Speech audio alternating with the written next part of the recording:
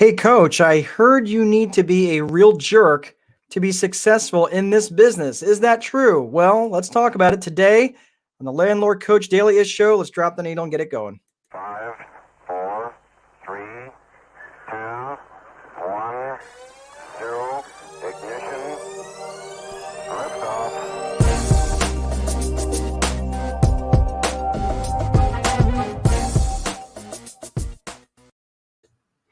Hey, everybody, welcome to the Landlord Coach Dailyish show. My name is Mark Dolfini, host of the Landlord Coach Dailyish show. And Landlord Coach, it's good to see you all. Thank you for joining me. If you're joining me today from parts unknown, please make them known. I'd like to know where you're coming from, and I will do my best to say hello. I appreciate you guys coming on. To both of my fans. That's right. I've got two fans that I'm not related to that come on, and I appreciate you both. So I know a lot of you watch it on replay. So whether you're watching it here on the Facebooks or the YouTubes or wherever you happen to see it, I always like hearing from you guys. So today the topic is, do you need to be a jerk to be successful in real estate? So we'll get to that topic here in just a second. Really quick, for those of you, I've had a couple of you asking me about like if I would do like a day seminar or something like this. I am going to do that. I'm going to do that actually on Saturday, this coming Saturday. So if you're seeing this on the replay, make sure you get signed up.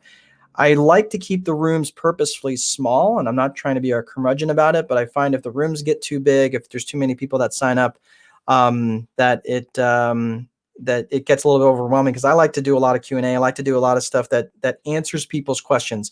I love to teach. That's what really winds my clock. So if you'd like to come learn, it is on Saturday at 10 o'clock Eastern. So if you're watching it in other parts of the country, make sure you're there at 10:30 Eastern. But you just go to landlordcoach.com/webinar and you can get signed up. So I am limiting them to 15 people, though. So that's not a marketing ploy. That is actually just so I can keep the room from getting too big on my screen, and I can keep everybody in there. So if you're interested, please make sure you get signed up. There's no cost. Allow for about 90 minutes, and just make sure you get signed up, and I will see you then. So today what we're talking about is, do you need to be a jerk to be successful in the real estate business, specifically in the rental business? But I find that, I don't know. I don't mean to rag on you realtors out there, but man, you guys are flat freaking mean to each other. Like, I'm a broker, right? I have to be a broker to be a property manager. I have to hold a broker's license. But I don't buy and sell properties like a traditional broker or realtor would. And part of that is I don't want to deal with, it just doesn't, it's not attractive to me, that lifestyle. And I know there's people who make a great living at it, and I'm not here to knock it down, but there's just, man, when I see the way that some realtors have conversations with one another or treat one another, I've experienced it firsthand, and I do not play that way. I'm not going to allow someone to be a jerk to me just because they feel that they can. And that doesn't fly well with me at all. I don't treat people that way, and I would never expect to be treated that way, especially unnecessarily. A couple times we've had, especially lately, because we've had the market is really hot right now, right? So we'll have a realtor that we have an owner that maybe wants to sell the property. I don't represent them because, again, I don't work that way as a traditional broker. I don't sell properties. I just use my license for property management. So, we'll get a realtor involved. It might be a realtor. Generally I know them, but they'll call and just act really wicked to my staff. Now, we record all the phone calls, so there's no denying what they said and how they said it. And a lot of times they'll, there's been a couple times I've had to play it back to the broker and say, this is not going to be acceptable. And that person's not to call the office here if they're going to talk like that to my staff. And I don't do that to belittle anybody, but I let them know, I put them on notice that that's not going to be acceptable behavior. I won't put that up I wouldn't put up with that from my own family, and, let alone a stranger that's trying to do a deal, or we're trying to facilitate a deal. So I just don't put up with that sort of stuff. But I don't understand what the purpose is, like why they feel like they needed to be mean to people. Like, does that serve a level of significance for you, right? If you know the 6 human needs that Tony Robbins teaches, if you feel like you feel like the big man or big gal big woman because you get to treat people like crap. I don't understand that. That's not something that winds my clock. If anything, I'm going to do everything to work slower for you because you treated me poorly. But the desire here, the topic here today is, do you need to be a jerk to be successful? And I see a lot of landlords, self-managing rental housing providers, if we want to get fancy, treating people badly. And I don't understand why. And I'll be honest with you, I got sucked into that for a while where I felt like, the residents were the enemy, and as a result, I wasn't getting the responses that I wanted. I felt like I needed to treat them hardcore, whatever it was. It was a lease violation. They had, a dog, a cat, or they weren't paying rent or whatever it was, or they weren't doing what they're supposed to be doing. So, I the only tool in my toolbox at the time, I would think I might have been 26, when I was in this business getting started in managing, or I was managing my own properties at the time, but the only tool in my toolbox was a hammer. So guess what? I treated everything like a nail. Well, that didn't really seem to yield the results that I wanted. Not to mention, I did not enjoy that. I don't like being that way. That's not something that I just naturally act that way. Now, if you come at me, you're going to see a side of me that most people don't get to see. And like I said, I don't get off on that. That's not what I'm about. So then I kind of went the other way. I went to the opposite side of that, and I tried being the nice guy. And I think part of it was a function of my my youthful appearance, which I think I'm growing out of. But back when I was in my mid to late 20s, when I first, I had a dozen rental units or so that I had bought. Had gotten out of the Marine Corps, I still looked really young. I probably looked like I was in my early 20s, maybe still in my teens, depending on the day. But I looked really young, so it was easy for me, if I acted too nice, that people would want to push me around, and that wasn't working.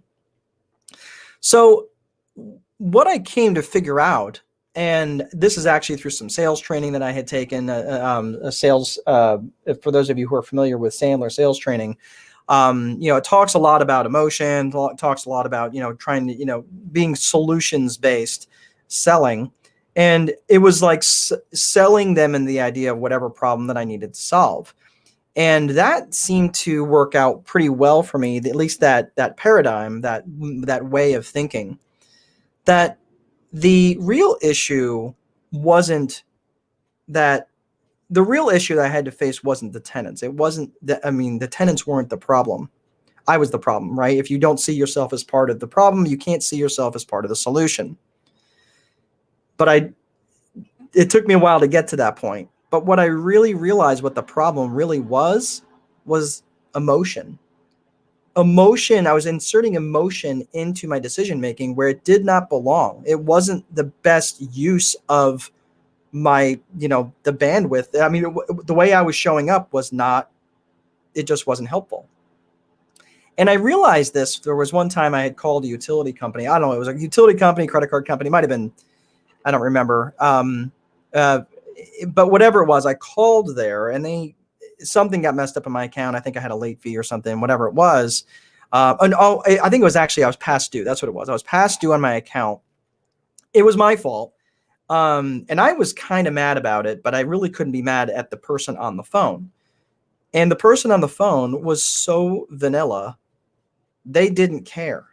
They didn't care that I had been shut off. They didn't care that they were just there to take the payment. Look, take the payment, make the payment, don't make the payment. Their life wasn't going to change one way or the other.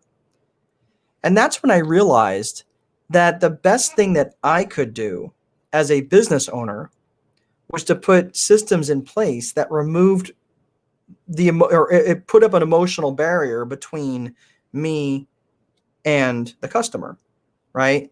Because me inserting all this emotion just was not effective. It just wasn't working. And plus, it left me pissed off. I couldn't sleep at night. It just wasn't working, right? So I thought about it like the best customers. And if you think about this right now, when like a manager gets brought into a situation, to deal with the high levels of emotion, they're usually coming in pretty vanilla, right? They don't have there might be the emotional they take down the emotional barrier for a second. All right, let's talk this through. And generally that's why people will ask for, and good managers will know how to diffuse a situation. They listen to people for a while, right? If you know about the learn process that I talk about, it's listen is the first thing that you do first and foremost. And then you empathize with them, right? Apologize, restate the problem, and then you notify whoever needs to be notified, right? That's my learn process if you're familiar with the Time Wealthy Investor 2.0.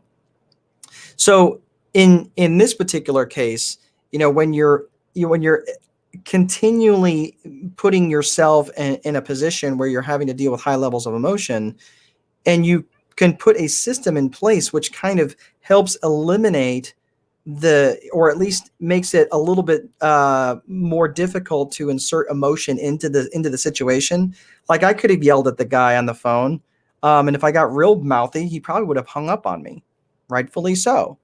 But for me to be a jerk to be successful as a landlord, I don't think that that's necessary. In fact, I think you get the opposite of that. And I'm talking about being levels of successful, not just financially, because that's generally what people are thinking about being successful. But do I want to go home and be pissed off and have my wife now has to deal with me all aggravated and pissed off, and my kids have got to tiptoe around me? The dog doesn't even want to be around me, right? Like that's not success for me. Why would I want to insert myself into that? Which goes back to my original thing as to why realtors treat each other the way that they do. Like, man, what happened to grace? What happened to just kindness? There's a real estate company here in town. It's a boutique firm. I flat don't want to deal with them. And they know it. They damn well know it because they are just, their default setting for everybody they talk to is just to be a bitch. Like that's just natural. And I like, why are you being this way? You can just try having normal conversation. And it doesn't matter what, however we show up, that's their default setting. And I don't know if that's the culture there or if that's maybe but it's been multiple occasions where the only person that they're allowed to talk to is me because they treat my staff so poorly every time that they would call. And it was only during a sales process or something, but a lot of it just was not called for. So that just wasn't working. So, for me, where things really started to settle out was when I would get systems in place. And honestly, the biggest thing that I could do, and if you're a landlord that's struggling, or even just a business owner that's struggling, and your phone system looks something like this, I would highly recommend, to help put up that emotional barrier, just get someone else to handle the phone traffic. That is an amazing thing that seems to take down that puts up that emotional barrier between everybody and just kind of keeps things all very clinical and calm and everything else. Not always the case, but that seemed to be the case for me. So let me just go ahead. That's all I have for today. I'm going to go ahead and plug this real fast again for landlordcoach.com/webinar. And I will be hosting that this coming Saturday. So if you are watching this on the replay, I highly recommend that you get that, get signed up for that, because I am purposely limiting that to only 15 people. And that'll be 10 o'clock Eastern on Saturday. Want to give a shout out to the folks out at Rentaware. They if you are looking for property management software, and if you are a mom and pop landlord, if you're a property manager, sorry, you're out of luck, because they don't do property management. They only focus on the mom and pop single, or not single family, but individual investors. So I would highly recommend go over, check those folks out on Rentaware. They have a fantastic product. It is ungodly cheap for what it is, and I think they do a great job in terms of all the stuff that they do. That's all I have. Let's check on let's see if I've got any. Oh, James, got to go. Oh, sorry. I didn't see you, but I'm not a bill collector, so I have someone that can collect my rents without inserting emotions. That's fantastic. You don't have to be a jerk, but you can't be timid or shy. That's true. Some people have to make people look small to make themselves look good. Yeah, that is very, very true. But I mean, I think the thing is, if that is normally your natural state and you don't like being aggressive or whatever it is, that's what a system is for. It kind of, removes that emotion from the equation, so you don't have to worry about being something that you're not. Okay. So thanks, Jim Martin, for for your comments from Texas. I hope you are doing well down there. And that's all I have for today. Let's go ahead and finish this out with a quote. I had a quote and I couldn't find it. This is not the quote I wanted to put up. I'll read it. But don't let your emotions get in the way of rational decision making. That, of course, by Roy Bennett. But the quote I was looking for, and I can't seem to find it anywhere. And I'm not even sure. I remember this quote specifically back in the days when I was doing a lot of day trading. And I don't, it's probably one of my day trading books. I have no idea where or who said it, but I couldn't find it. So you'll just have to hear me paraphrase it. But no good business decision has ever been made while being highly emotional. That's me paraphrasing it. And I think that speaks to everything that we spoke to today. So that's all I have for today, everybody. Please be sure to place a value on your free time, because if you don't, someone else will. But most important, there is no amount of money that will make time irrelevant. Have an awesome day, and I will see you next time. Take good care.